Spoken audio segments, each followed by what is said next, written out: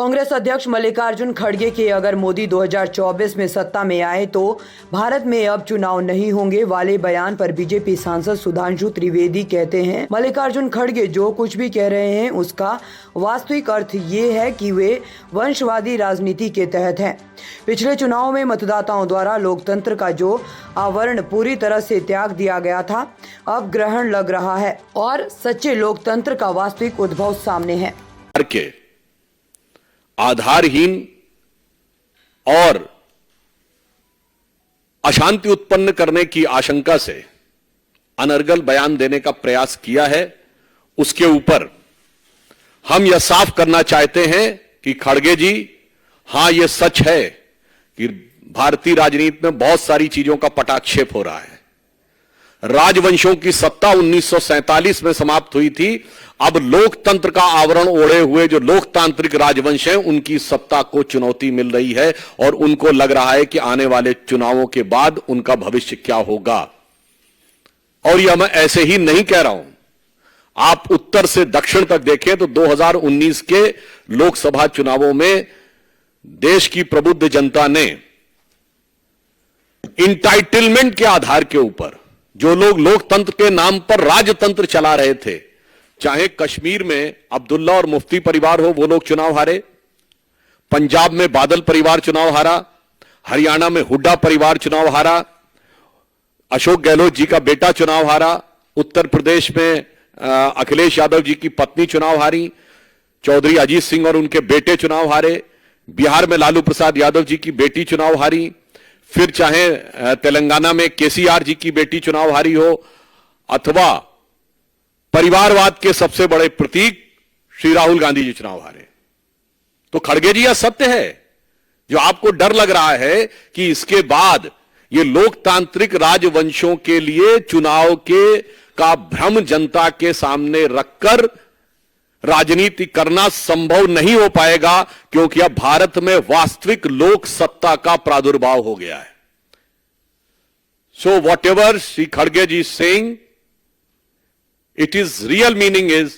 that those dynastic politics under the garb of democracy which is continuing, which has been totally discarded by voter in the last election, now seems towards an eclipse and the true emergence of true democracy is there in the offing, जिसमें भारत के सभी युवा और सभी मतदाता, जो प्रधानमंत्री जी ने कहा है, भारत का गरीब, भारत का किसान, भारत की महिला और भारत का युवा अपनी शक्ति के साथ उभर कर सामने आ रहा है। वैसे ये लोग जो लोकतंत्र की बात करते हैं, तो मैं याद दिला देना चाहता हूं, कांग्रेस पार्टी के पहले प्रधानमंत्री श्री जवाहरलाल नेहरू 0 वोट पाकर प्रधानमंत्री बने थे। अप्रैल 1946 में कांग्रेस कार्य समिति की बैठक में 16 कांग्रेस कमेटियों में से एक ने पट्टाभी सीतारमैया को और एक ने कृपलानी जी को वोट दिया था, और बाकी सारे के सारे वोट सरदार पटेल को मिले थे और 0 वोट जवाहरलाल नेहरू को मिले थे। और इस बात की, उस घटना के अंदर का point by point, minute by minute reference Kripalani की किताब माय डेज विद गांधी में है, मौलाना आजाद की किताब इंडिया विंस फ्रीडम में है, दुर्गा दत्त की किताब India from Curzon to Nehru and thereafter में है। और जो अंतिम प्रधानमंत्री हुए, हो सकता है कि वो व्यवहारिक दृष्टि से कांग्रेस पार्टी के अंतिम ही प्रधानमंत्री भविष्य के लिए सिद्ध हों, doctor Manmohan Singh, the accidental prime minister,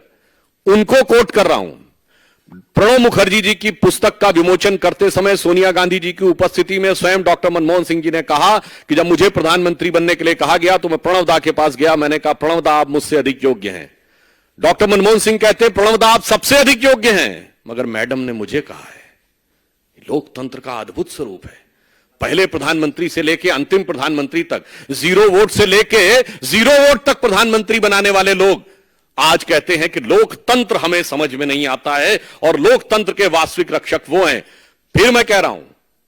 Bharat के इतिहास में इनके जितने प्रधानमंत्री बने, इंदिरा गांधी जी क्या चुन के आई पहली बार? नहीं, कांग्रेस के अंदरूनी लड़ाई, इंडिकेट सिंडिकेट की लड़ाई में गूंगी गुड़िया के रूप में आई। स्वर्गीय राजीव गांधी जी का चुन के आए? नहीं, इंदिरा जी की दुखद हत्या से उपजी परिस्थितियों के कारण